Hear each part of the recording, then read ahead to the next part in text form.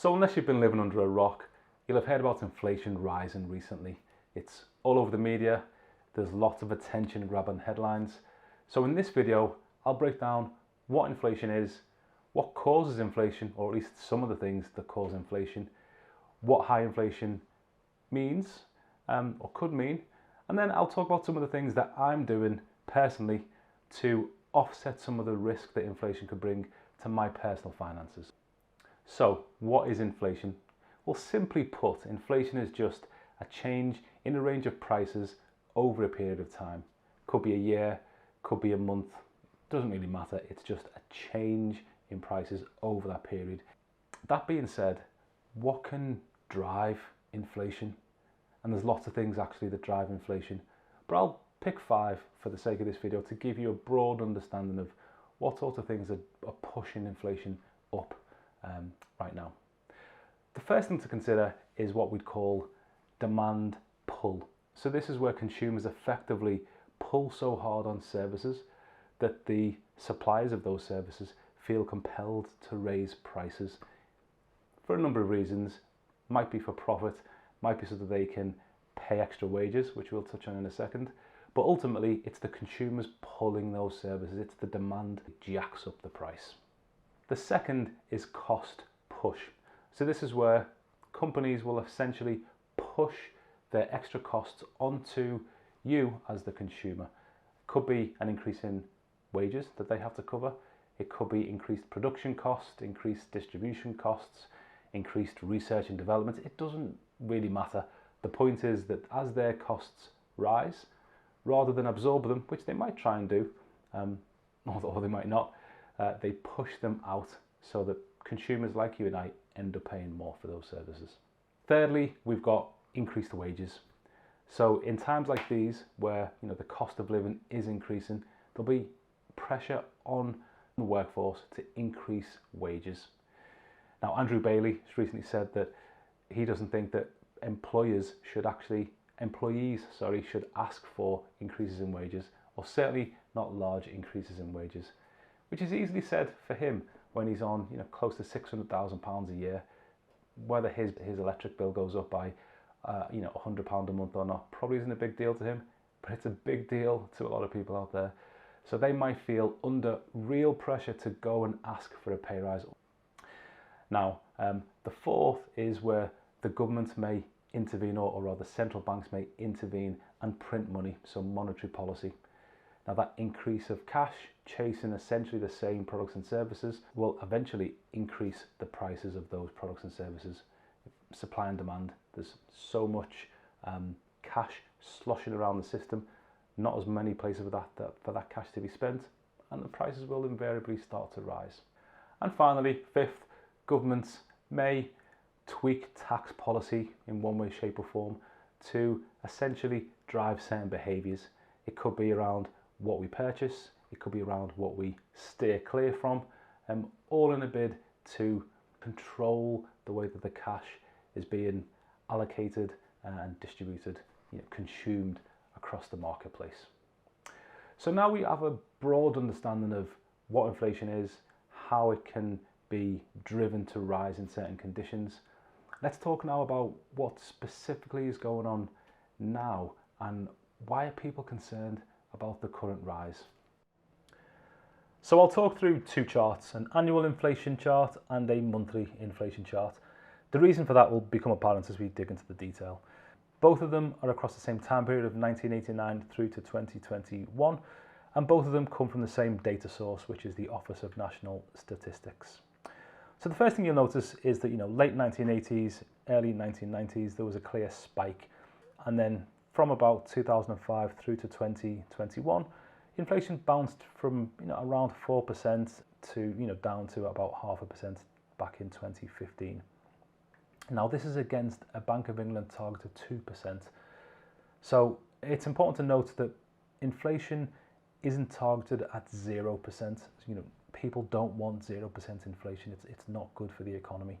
Now, if I overlay on this some macroeconomic events, we've got the Gulf War back in late 1980s, and another oil crisis in 2007, through to 2008, a credit crunch, of course, as well, which just decimated financial markets. It's actually, interestingly, is when I bought my first house, which promptly lost a lot of value. So I am a clear genius. And finally, 2019, we had COVID and the various iterations of COVID since, which has plagued and continues to plague the marketplace, particularly from a supply chain perspective. Now, the thing to note on this slide, I guess, is that it doesn't really paint the picture as to why inflation is scaring people right now. To see that, we need to look at monthly inflation. And now, without the smoothing effect of the annual average, you can see what's going on, especially if I just focus this down to the bottom right, and you see that trend, that line and the sharpness of its increase is far more than we've seen over any period up until the last 30 years. So 5.4% is where inflation was 12 months up until December of last year. And considering that number, you'd be forgiven for thinking, so what? Why is that a big deal? Who cares ultimately? What does it mean for me? What does it mean for my investments?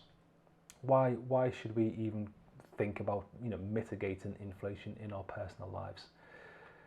Now, the reason that it's important to consider inflation is because as it rises, your money doesn't go as far as it used to, especially if your income doesn't keep pace with inflation, which is often difficult to maintain. So to give an example, if at the end of a month you're left with £300, so you paid your mortgage or your rent, you've paid all of your food bills and household bills, etc., and you've got £300 left to go to the cinema with friends, go drinking with your mates, go for a nice meal with your partner, take your kids to a theme park, all of that stuff with your discretionary spend is at risk when inflation rises, because the cost of the things that you have to pay for, your elastic spend, if you like, it doesn't matter what the price is, you're going to need to pay for it. So it is your mortgage, it's your rent, it's your food bill, your energy bill, all of that stuff. As the price of that increases, you've got less money to spend elsewhere, as I say, unless your income is increased accordingly, which isn't typically the case, certainly not immediately. So what that means is you're going to have difficult choices regarding where you spend your money. There's some horror stories right now, people deciding, well, do I put the heating on because it's cold in England right now, or do I buy food because the cupboards are bare and the fridge is empty? And that is a truly horrible position to be in. So it's no surprise when people start asking for wage increases, which is something that the Bank of England is suggesting that people don't do, or at least don't do to the tune of anything significant, which is bonkers. And it's easy said when your salary is £575,000 per year.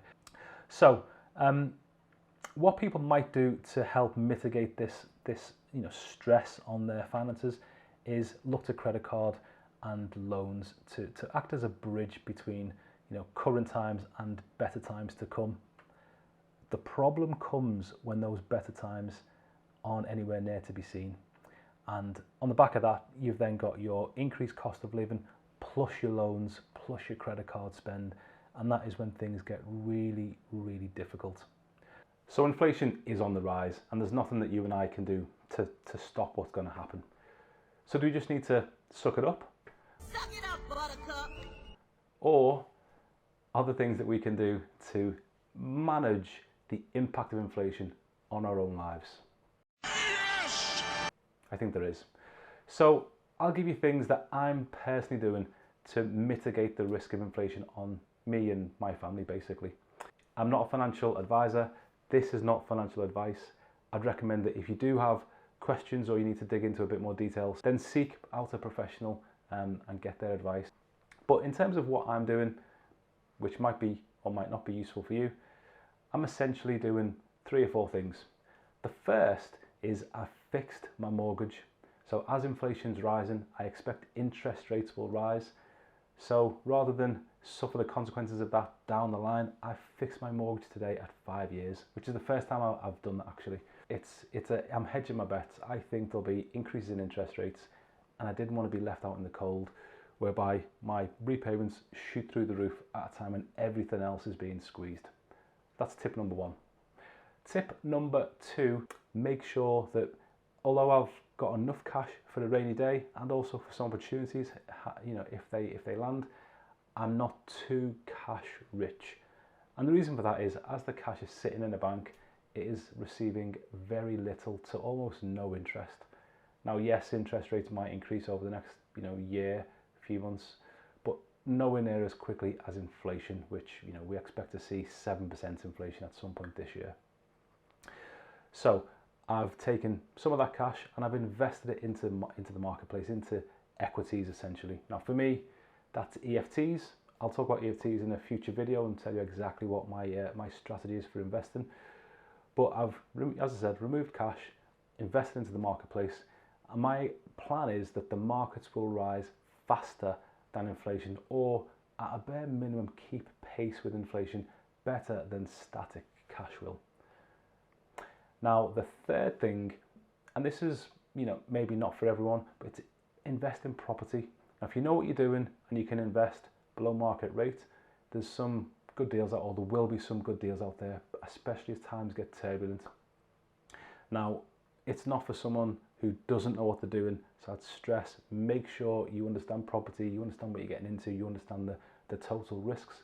But for someone that does know what they're getting into, property at this sort of turbulent time can produce some excellent returns, especially as rents will likely start to increase as the months go by. Now, the fourth thing, and what I'd personally say is the most important, is to really manage your spending. So where you've got outgoings that you don't need, maybe you've got some memberships you've taken out, gym perhaps, that you're not fully utilizing. Do you need that to continue? Do you need the same level of package that you have? Do you need the spa element? Do you need all of the classes that you're never going to get to? You know, think long and hard about those sorts of expenditures. Similarly, do you have subscription services that you just don't get full use of? If that's the case, chop them out. Chop out all of that unnecessary spending, because every penny counts when things like energy prices increase, food prices increase, clothing prices increase. All of that is not really things that you can decide to not spend on moving forward. So make those harsh but useful decisions early and get yourself prepared. Now I do my own on a personal spreadsheet. I've got all of my outgoings. I match that against my bank statement essentially to see exactly where my money's going. And on the back of that, I've got a really good handle on what I can afford to spend, what I can afford to invest, and where I might have some challenges. Other people do it via, you know, mobile apps, and there's a whole load of mobile apps. I've not got any recommended in this video, but if that's something that you're interested in, let me know in the comments. So hopefully you found that video useful. If you did, smash the like button. If you didn't, smash the like button 3 times. I think that's how it works now that there's no dislike button. I think, I'm not too sure. If you like this video and you want to see more, then please subscribe. I'll do a video every week, typically in the investing space, wealth creation space. That's what this channel is all about ultimately. So until the next one, bye for now.